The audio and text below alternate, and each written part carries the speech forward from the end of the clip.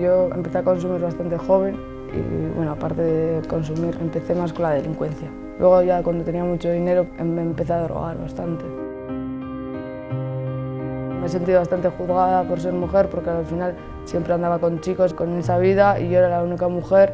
Eres tú la que sobresaltas, ¿no? Aparte que tampoco está tan bien visto una mujer que tenga esas problemáticas.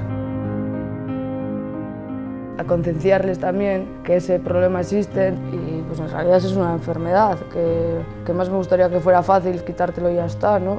Porque ya es que lo había perdido todo. Casa, familia, amigos, mi libertad, todo.